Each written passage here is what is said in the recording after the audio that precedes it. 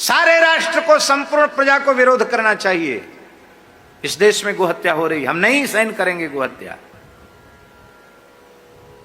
यदि विरोध प्रजा नहीं कर रही है तो ये बात पक्की तौर पर समझ लें, कोई व्यक्ति ऐसा नहीं है भारतीय जिसके ऊपर गोहत्या का पाप न चढ़ा हो।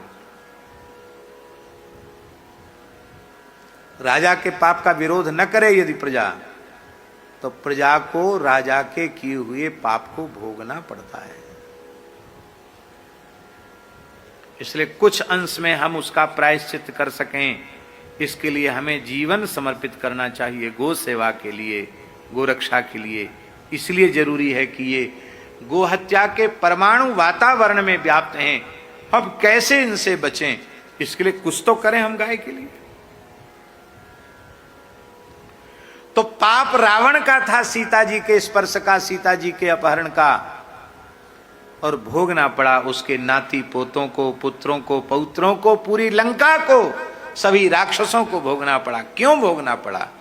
इसलिए भोगना पड़ा कि उन्होंने अन्यायी अत्याचारी रावण का विरोध न करके उसका मूक समर्थन किया। राजा के पाप का प्रजा यदि प्रतिकार नहीं करती है, तब प्रतिकार न करने का तात्पर्य कि समर्थन। आपने विरोध नहीं किया, इसका मतलब आप समर्थन में हैं, तो आपके ऊपर भी पाप चढ़ जाएगा, आपको पाप लग जाएगा।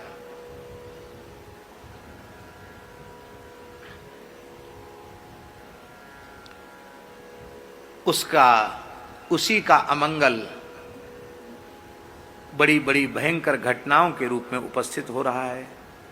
कहीं आग लग रही है, कहीं महामारी फैल रही है, और भयंकर भयंकर महामारियां आने वाली हैं, ऐसा भी कुछ महानुभावों को अनुभव हो रहा है।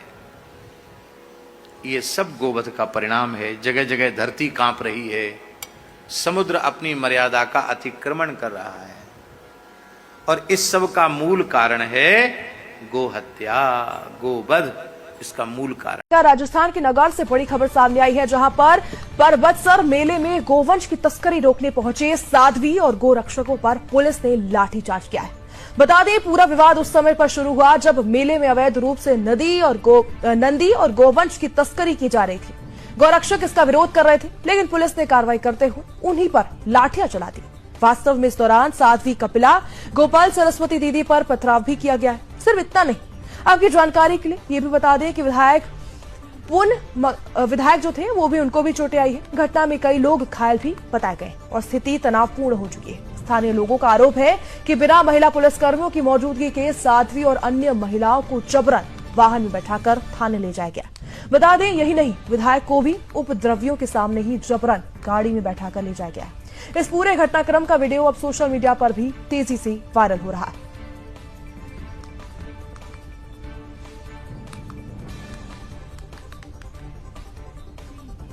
वैसे में साध्वी कपिला सरस्वती दीदी पर पथराव हुआ है।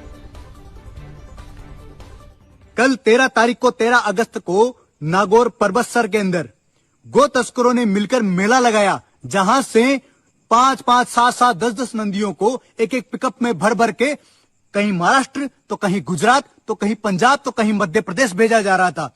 उनको रोकने के लिए गो भक्तों ने अलग अलग जगह से गो भक्त वहां पर आए, उनको रोकने गए। साध्वी कपिला, गोपाल सरस्वती जी भी वहां पर गई और उनको समझाया, प्यार से बैठकर समझाया, लेकिन उन तस्करों ने पुलिस वालों के साथ मिलकर उनके साथ दुर्व्यवहार किया। यहां तक कि जहां वो कुर्सी पर बैठी हुई थी, उनकी कुर्सी पर लात मारी गई उन पुलिस वालों के द्वारा, उन तस्करों के द्वारा। और उनके साथ मिलकर, तस्करों के साथ पुलिस वालों ने मिलकर और गो भक्तों पर लाठियां भाजी है। यहां तक कि कुल्हाड़ी से, सीधी कुल्हाड़ी से गो भक्तों की सिर पर वार किया गया है। कहीं गो भक्तों के सिर फट गए हैं।